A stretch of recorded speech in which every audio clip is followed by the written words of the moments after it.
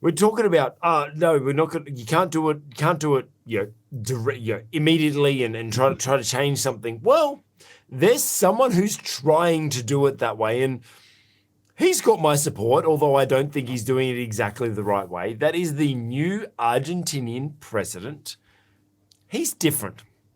Let's just say he's different. Now, if you want to see how different, well, actually, I'll share the video. I'll share the video of what we're actually doing. But check the link out in the description to the PBD podcast where they're talking about Javier Milei. He just won the president's race. He got 56% of the votes. He's not even from one of the two major parties. He's a third party member. He's got radical ideas of shutting down the central bank, ditching the peso, cutting spending. He's on national TV screaming and shouting and swearing and everything like that. And he really, really, really hates the leftists and the socialists. And because Argentina is traditionally a very socialist country, and he's just very vocal about how they do this. And the way that he does it. He's very different. He's coming, he's like, I'm going to change things. Now, this is how much. Let me try to find, I'm going to skip through to the part of the video. Now, this is a video that he posted on social media. Now, check it out in the description below. And he's like, well, he's saying, everyone thinks that the state is the solution. It's not. The state is the problem. And then he starts showing all the different departments of the government and everything like that. And then he starts, let me see if I can jump through. He starts going through and he goes, the Department of Tourism and Sport, afuera, which means out, right? Culture, afuera. Environment and Sustainable Development, afuera. And he's just going through women and gender diversity, afuera. Your ministry works, afuera. Science, technology, labor, like education, like transport, health, social, like afuera. Like he's just going like, he's quite dynamic, as you can see. He's quite entertaining the way he's doing this. But we just spoke about Disney trying to force culture change. Now, they're trying to change an existing culture that is good into something that is not good. They're trying to force this negative culture. Now let's look at from the other side, Dr. Rod. This guy obviously is, Argentine is not doing that well. Their poverty is at an all-time high. Their economy is terrible. Like all this sort of stuff, right? Like he's going, something needs to change. Well, everything needs to change. I'm just going to change it all at once.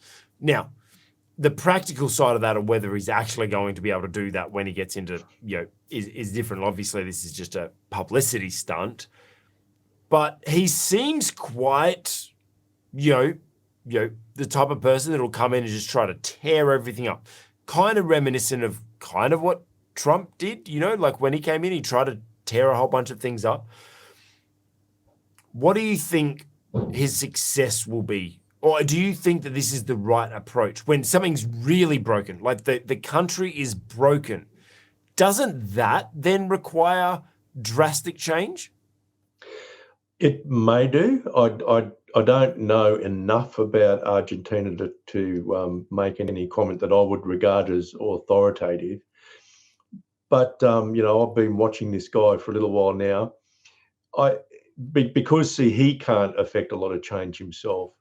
He's got to have a lot of support from people within government generally, and also within the public service. So there'll be a lot of resistance, particularly to things like closing down government departments.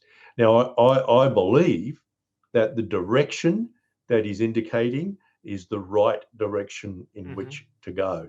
And we need to see government departments totally closed down here in Australia, in the United States, all over Europe, basically all over the world, really. The governments have grown far too big. They are now stripping away our freedoms. And they tax too much production.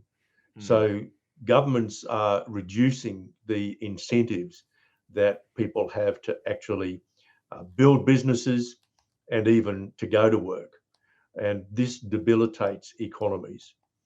Socialism has never worked. In theory, there's much to commend it. There's no doubt about that. And certainly the early church in Jerusalem actually embraced a form of socialism. And all down through the ages, there are Christians who have actually championed this kind of approach. Now, it never works. And it never works because human beings have never been able to get over the problem of sin.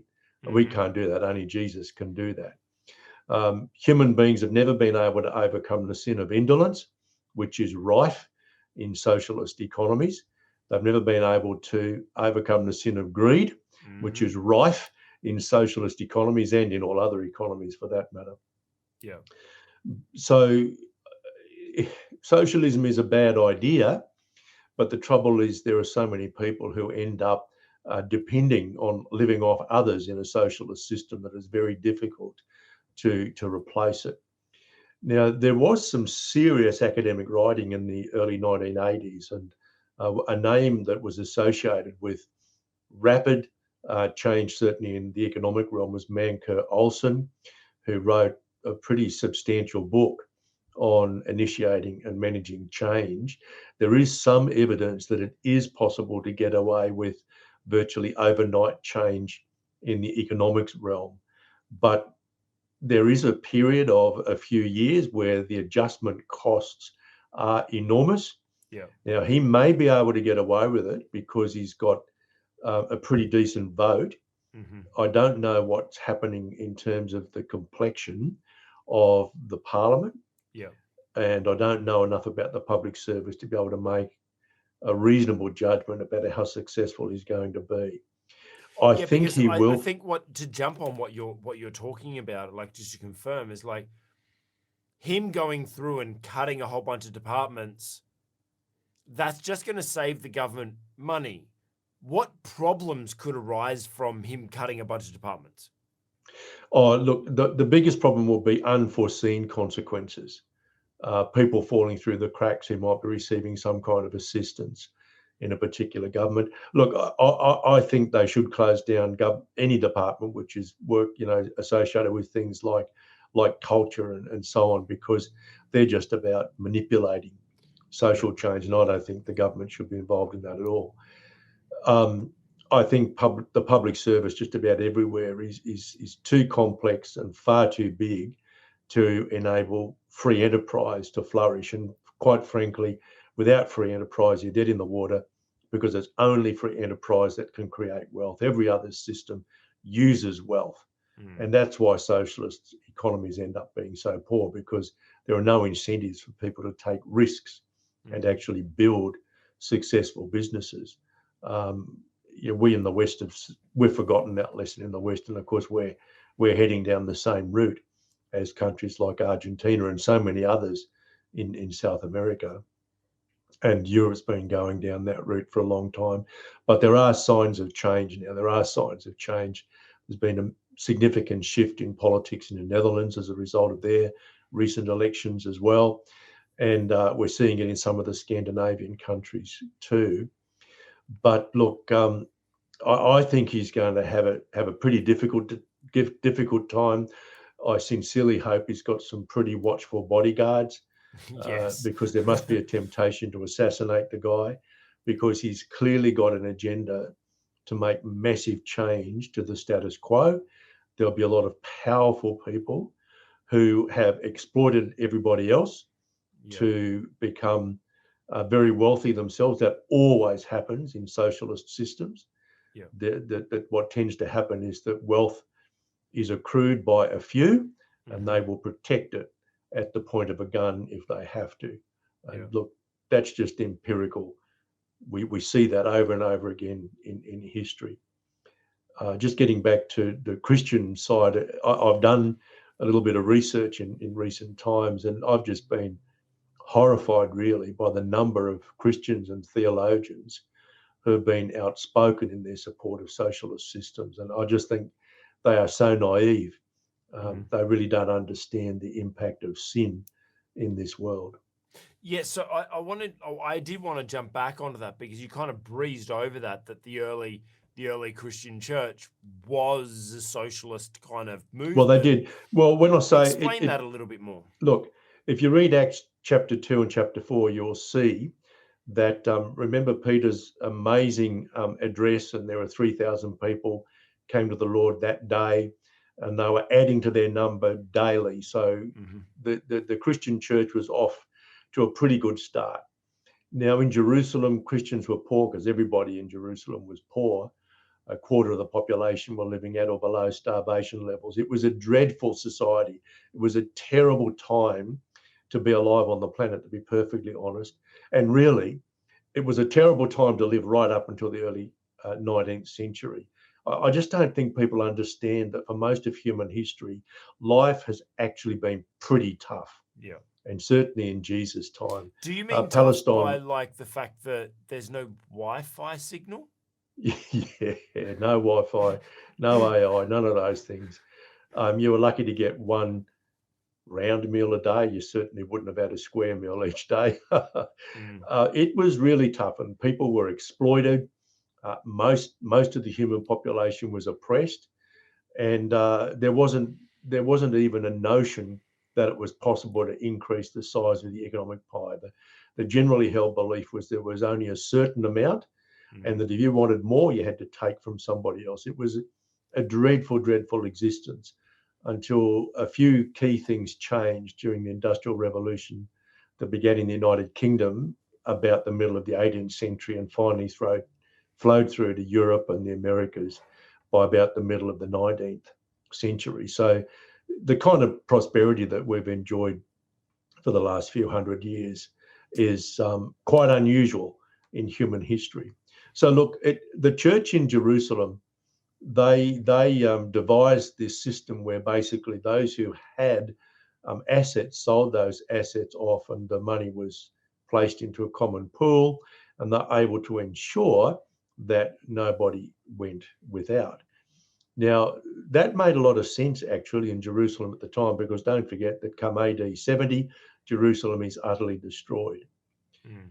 The problem with trying to do anything like that in the long term is that you destroy your productive capacity.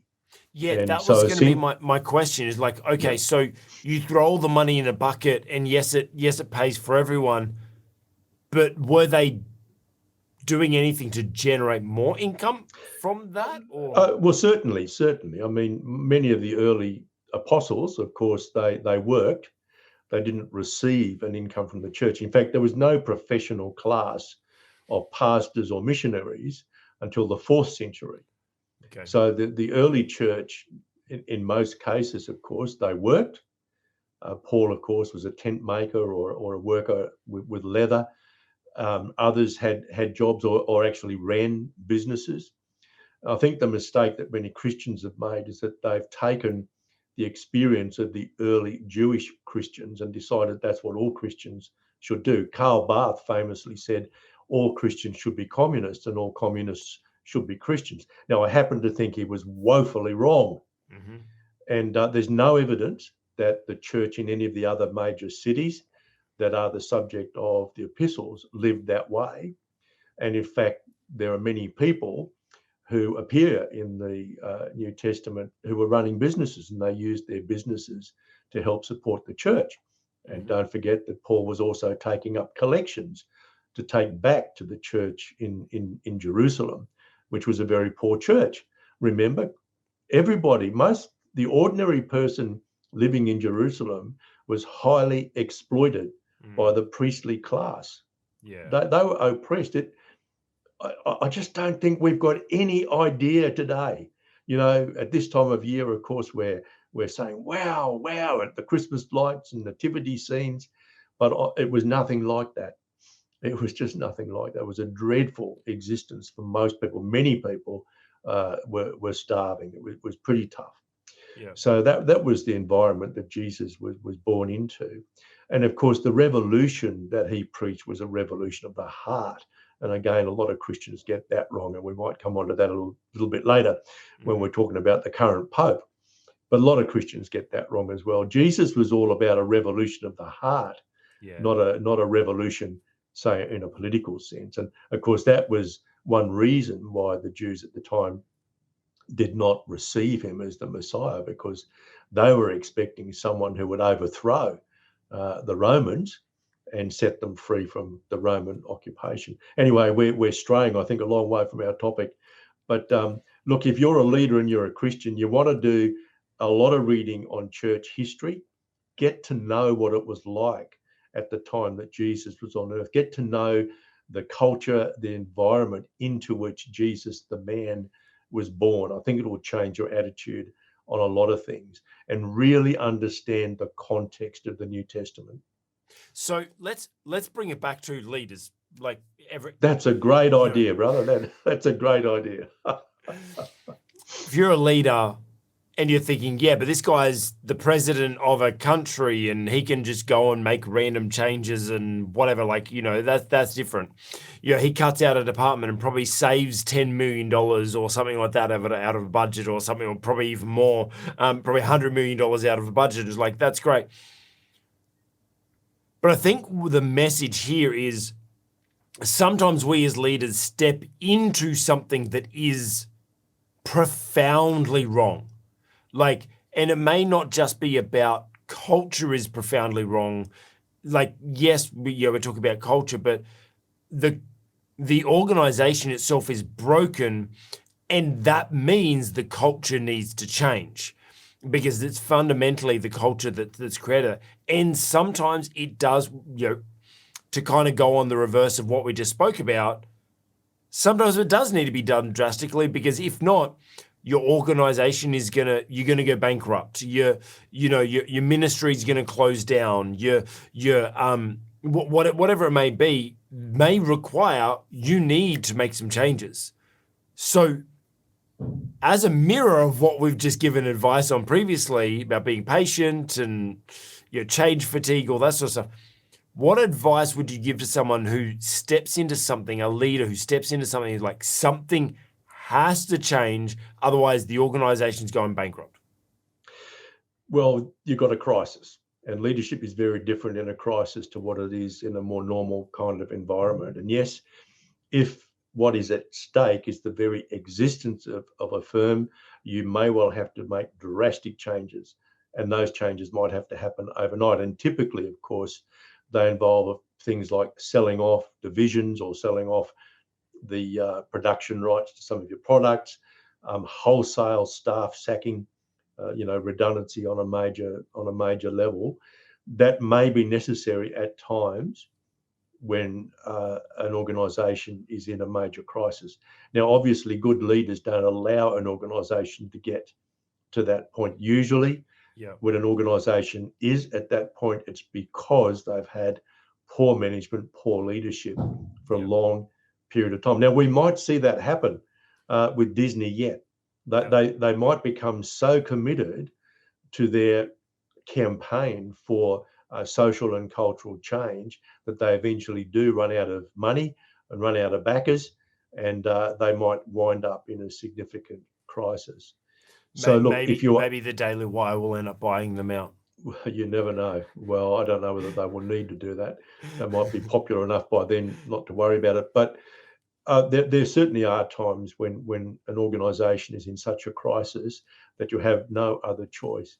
But look, is that moment that we're talking about, a crisis moment?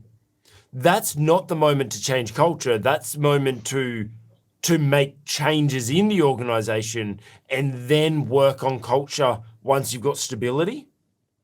Well, cultural change has to be sustainable. Yeah. And, if you go back to the case in Argentina, the world we have had an experiment like this once before after the Berlin Wall came down. And if you can indulge me for a moment or two as an economist, I'm interested. I watched this with great interest, because I've always believed that a capitalist system can only work if it's underpinned by an appropriate moral foundation. Now, I happen to believe that that appropriate moral foundation is found in the pages of the Bible. And certainly the father of modern economics, Adam Smith, made that assumption in his famous book, The Wealth of Nations. Now, historians tell us he was a deist, and I think that's probably true, because he had this notion of what he called the impartial observer, who I believe in his mind was God, the God who sort of set the world in motion and then sat back to see how it all unfolded. So in that sense, God is an impartial observer, and we want to basically please the impartial observer. So there's an automatic tendency, if we have that impartial observer in mind, for us not to want to upset that person. So, as it were, we do the right thing. We can be trusted in our business deals and so on. Now, my observation at the time was when the Berlin Wall came down, it became very obvious that communism had failed, and that in these economies there was a whole lot of production going on that nobody wanted. Everybody knows everything they produced in those countries was inferior. You name it, whatever it was inferior to what was being produced in the West. And so all of these economists and politicians from the West went in and became advisors to new governments in all of these countries in the former Soviet Union. And their mantra was, you need more market. You need to make that transition directly to free markets, to capitalism. I'm not aware of any that cautioned that you need to have an appropriate moral underpinning, because they just naively assumed that it would somehow emerge. Now, if you have a look at the economic data in those economies, it was an absolute disaster for up to a decade after they made the switch. These economies were producing output that nobody wanted, and so lots and lots of companies went bankrupt. Nobody really understood the importance of trust in economic transactions. And so what we saw was a flourishing of crime and prostitution in these countries. And most of them have never recovered. And so if the president of Argentina wants to call me up for some advice, I would say, before you do anything else, you read the history of those economies in the former Soviet Union. Be very wary of advice you get from free market economists and politicians from the United States and other countries, and you talk to people who understand first and foremost how important it is that you have an appropriate moral foundation for your economy. I can guarantee there's not much trust in Argentina at this point, just as there wasn't much trust in the former Soviet Union economies after the Berlin Wall came down. The first task of any leader who wants to bring in change is to generate an environment, a culture of trust. Because if you don't, it won't work. And I would predict that if he simply goes in, I think it's a great idea to get rid of those government departments. I think it's a great idea for the government to get out of culture altogether, actually, and focus on their core responsibilities, which are providing a secure environment, secure national borders, and security within those borders. In other words, you get tough on crime, you lock up the criminals so that people of goodwill can begin to engage in serious economic activity. But there's not much else a government ought to be doing. You can pretty well guarantee that the people can handle everything else. And so you've got to be so careful that you don't just bring in a new capitalist system overnight. You've got to build on that moral foundation of capitalism first. Frankly, you pick up a textbook these days, they don't even mention it because it's assumed. And I don't think it can be assumed, because we're losing it. We're losing it very rapidly. It won't exist in Argentina in the same way that it didn't exist in the former Soviet Union countries. And they still have big problems with crime, big problems with corruption, big problems with things like prostitution and pornography. And I think it was because too many of their advisors were so naive about the importance of an appropriate moral underpinning for their national economies.